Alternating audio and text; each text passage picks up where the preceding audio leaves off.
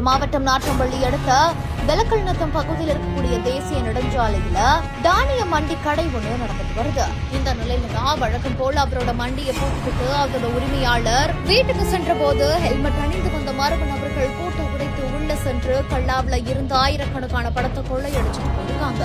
அதே மாதிரி அருகில இருந்த கார் ஷோரூமோட பூட்டையும் உடைச்சு உள்ள போயிருக்காங்க. அப்போ ஷோரூமோட கல்லாவில எதுவும் இல்லாத காரணத்தினால ஏமாற்றம் அடைந்த மர்ம நபர்கள் அங்கிருந்து அப்படியே கிளம்பி போயிருக்காங்க. ஹெல்மெட் அணிந்து வந்த 2 நண்பர்கள் பக்காவாக பிளான் போட்டு மச்சான் யாராவது வராங்களான்னு பாத்துக்கோ, நான் வேலைய பாத்துக்கிறேன் அப்படின்னு ஒருத்தவங்க உதவி செஞ்சுக்கிட்டே திருடி கொள்ற காட்சிகள் பதிவாகி இருக்குது. இது குறித்து காவல் நிலையத்தில் புகார் அளித்ததன் பேரில் போலீசார் வழக்கு பதிவு செய்து சிசிடிவி காட்சிகளை வச்சு விசாரணை மேற்கொண்டுட்டு வராங்க.